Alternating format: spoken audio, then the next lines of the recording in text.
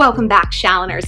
Today we're going to talk about, don't hate me, Shawn Mendes and Camila Cabello. And I know I was like, we're going to take a break from them. There's nothing left to say. But then I was like, wait a minute. Yes, there is. And especially because this is Shawn's birthday week. He turns 21, I think, on Thursday. How sad that I know that. Super sad, but I do.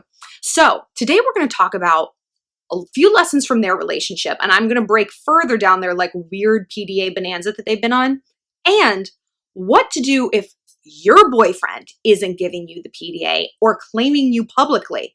Is it a red flag? Does it just mean he's shy? What should you do, and what does it actually mean? But first, find me on the Instant Go app if you guys want to chit chat privately. My username on there, sorry, I'm like blanking out. My username on there is ShallonXO, and click chat to get connected. Also follow me on Instagram at ShallonXO, where I let you weigh in on the next video topic and share your thoughts on what I have up now. And check out my podcast, Girl on Top, every place podcasts are found every Wednesday, where I answer the best questions you guys submitted over the course of the week. All right, back to Camila. And I promise you, there's educational value in this. I promise you. But first, I love it when you guys tag me in stuff on Instagram, like Shawn updates and whatever. And because I just like, I'm like, yes, I need more data. I need more evidence about these two. And one of you guys I was talking with, like, you tagged me in something. It was audio from the photographers who were taking pictures of them at that Miami pool. And the photog's like, dude, like, he's missing so many sexy opportunities. What a weird phrase. What a weird middle-aged man for just weird. And the other one's like, I know, like, it's like he's setting him up, but he's just not going for it. And one of you guys, my Shalloner, who I was talking to, was like, see, I feel like that's proof that this whole thing is fake. Okay.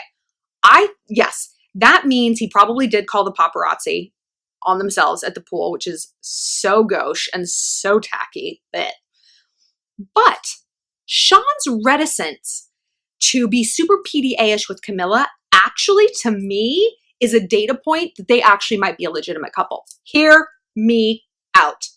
So Shawn has said before that he really wants to be an actor, right?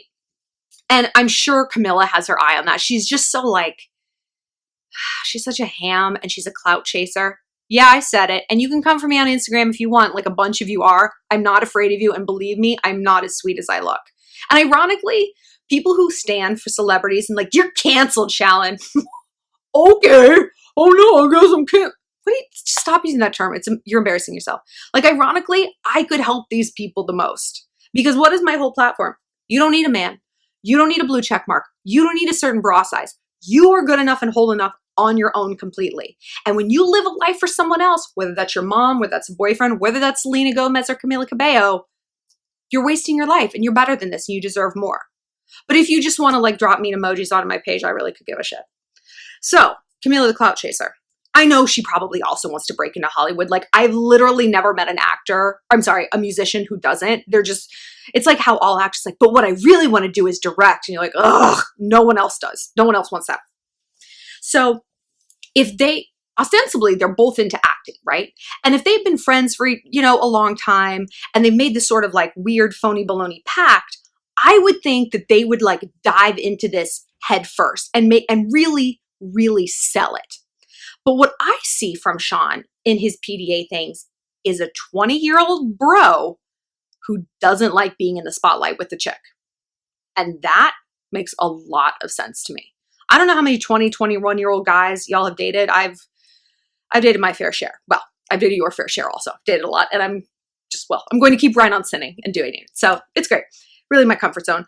And yeah, PDA is like a very new and weird thing to them, because at that age, like, part of you is still stuck in childhood, and that's not a criticism. That's just real talk. I mean, I certainly was. It's like, not a girl, not yet a woman. And like, guys are definitely like that. And guys are still very, very much beholden to their crew, to their bros, what the bros say. Like, dudes hate to be put on the spot. They hate to be made fun of. They don't like it. Like, a promposal for a boy is like hell on earth for a lot of them. It's just, they're so put upon, and it makes them really, really uncomfortable, because guys mature so much slower than girls, and it takes them a really long time to break off as an independent and to be like, no, this is what I like, this is what I don't, this is what I'm comfortable with. So at that age, they're still very much social creatures. I mean, certainly as girls are as well, but for girls, we are socialized to normalize that kind of PDA, because society tells us we're nothing without a guy. We're nothing without a boyfriend. So if you have a boy hanging all over you, amazing. You know I have done a video on PDA. Check it out. It is, I think, pretty good. And of course, about Shawn and Camila, but why PDA can actually be toxic. But if you're watching this video, you're like, ah, my problem isn't that there's too much. It's that there is none. It's that he doesn't touch me when we're out in public, maybe a handhold or like a smoosh on the head here and there, but I'm not on his Instagram. His friends maybe don't know me. He doesn't bring me to like dates or like office company parties. Like, am I a ghost girlfriend? Well, maybe you are. People who have nothing to hide, hide nothing. That's a philosophy that I think we really need to examine. Another point of view I have realized, and I've seen this in you guys, girls who are in college, girls who are after college. I've also seen it in my friends, where it's like, I have a friend and her boyfriend won't let her into his bedroom. She's never seen his bedroom. And we're all like, why? Because obviously we're worried that he's hiding something. Maybe it's another girl. Maybe it's the absence of another girl and he doesn't actually live there and it's an office and he lives with a fiance across town. Like, I don't know. I don't know what it adds up to, but it doesn't feel like it adds up to anything good. And the other day I was like, at the very, very least, it's emblematic. Like if someone won't let you inside their home, inside their inner sanctuary, they probably aren't letting you into their heart. And I don't think that's wrong. I don't think that's wrong. And like, we all have certain parts of our life that are just for us, or at least we should. We should never feel like we have to be a completely open book. And I said one time, and my friend was like, that's the truest thing you've ever said, that like hell to me is being fully known. I need to be a little bit mysterious. I need to be a little bit enigmatic, to be multi-layered and complicated. The last thing I want is people knowing what I'm going to do next. Not like I have to be like, like this wacky, unpredictable, like unhinged person, but like, I just don't want to be a foregone conclusion. I want to always feel like I'm in control of my decisions and that I am opening myself up and giving people information as I see fit, not just like, blah, blah, blah, blah.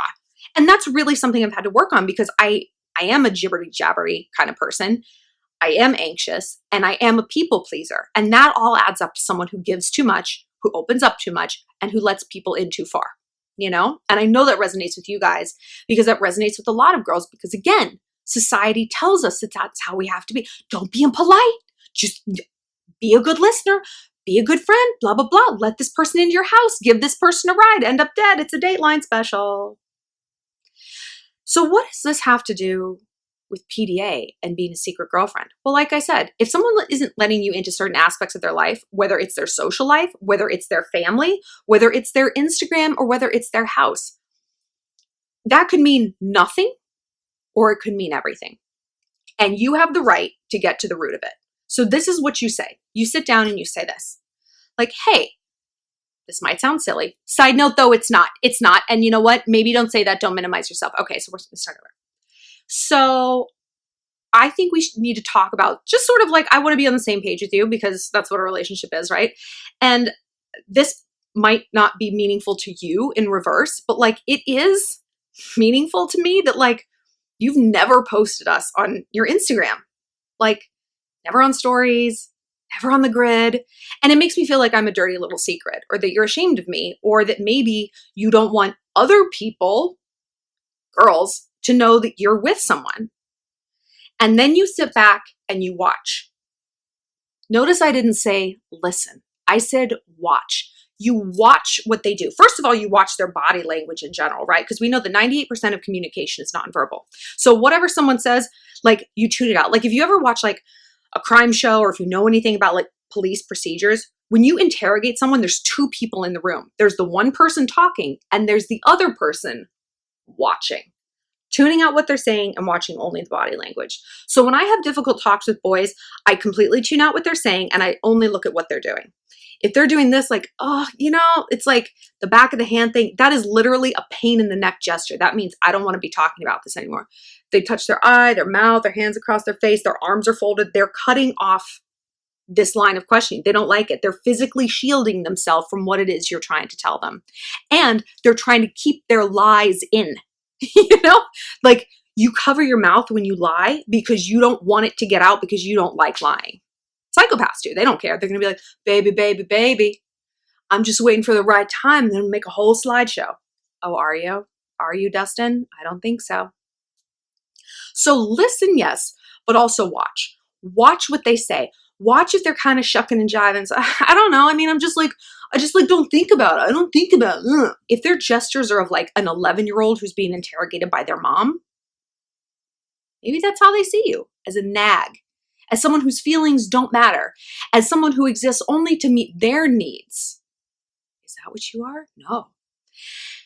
But also listen, if they have a compelling argument, if they're like, you know, I've told you guys in the past, I don't follow my boyfriend on Instagram because the boyfriend before him, I did, and I would become fixated on who was commenting, whose photos he was liking, blah, blah, blah, blah, blah. And it just puts so much extra like extraneous data between us. It ruined our relationship. It torpedoed it. And I was like, I'm not going through this again. I am learning to judge someone IRL based on their actions, their words, and their follow through, not based on their online activity. And I know the argument can be made. It's like, well, don't you want to have eyes on somebody? Yes. Yes. And there certainly is an argument for that.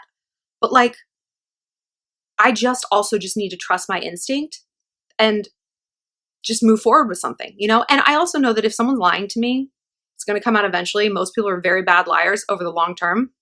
And I'm an excellent judge of character. And like, if it goes south, I'll survive. That's crazy. I'll survive. What do you think? I won't love again if this goes belly up? Okay. Don't tell him that, but I will. What was I talking about? So yeah, he could come from kind of a similar place. Maybe he had an ex who he posted and then they broke up and it was huge and everyone was DMing him, hey, why aren't you posting pictures of so-and-so anymore? And it's just like, I don't need that kind of scrutiny in my life. I don't want to be on the spot. I don't want to be in the spotlight. And that's a very valid thing to say. And even, like I said, even if all you watch is the body language, he's going to explain himself in a calm, neutral manner. And he's going to say like, okay, this isn't something I feel comfortable with, but of course I love you. Of course I'm not ashamed of you. Like, what can I do to make this better? And if he doesn't say that, suggest something.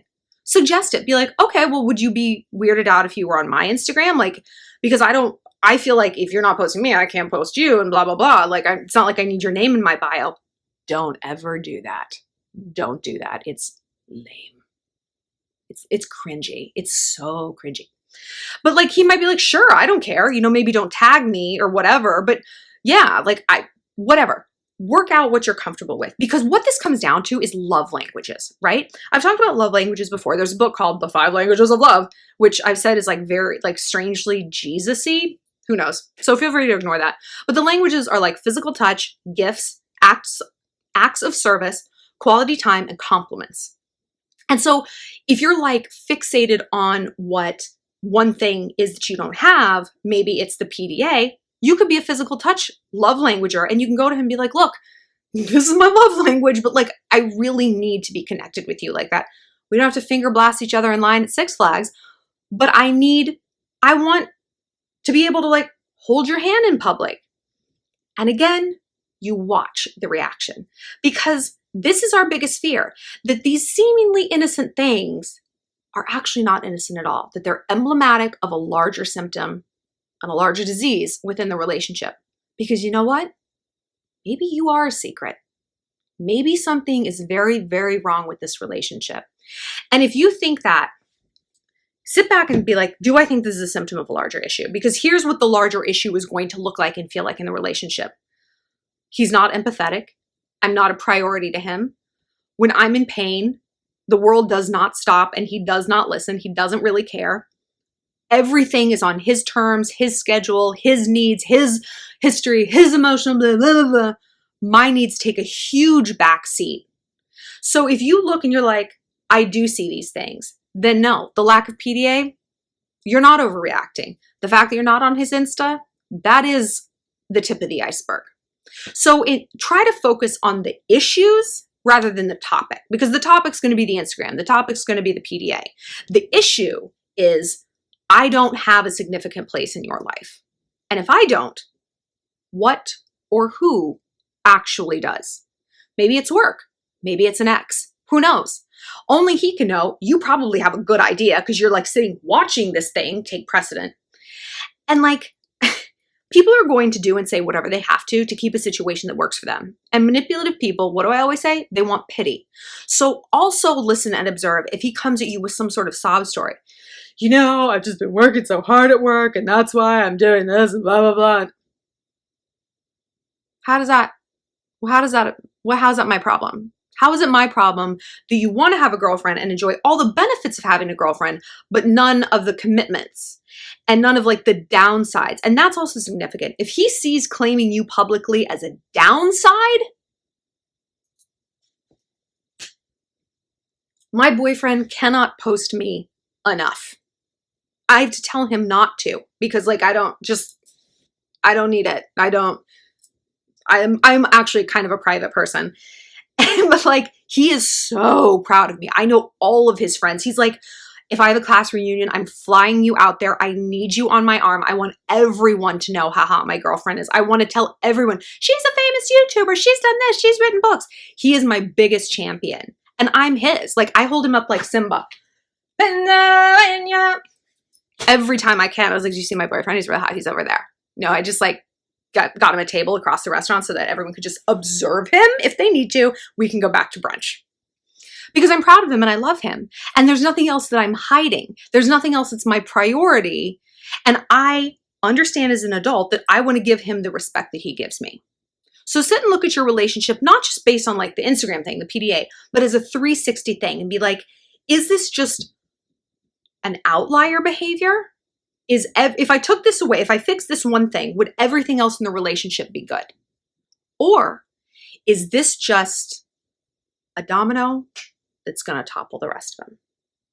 And if it is, what do I always say? We got to walk in the light of the truth. We have to look at this in the face because we deserve better. I'm not going to be anyone's dirty secret, and you shouldn't either because you're not dirty and you're not a secret. You are a big, bright, shining light. You are a big, bright, shiny light, and you deserve someone who wants to turn you all the way up and all the way on. So tell me when you guys have been in this situation, if you've had like a secret relationship that you weren't in on the secret, actually, that's cool. And what, again, you think about Shawn and Camila.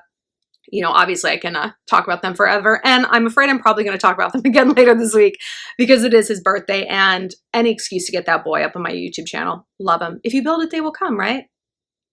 Take that as you will.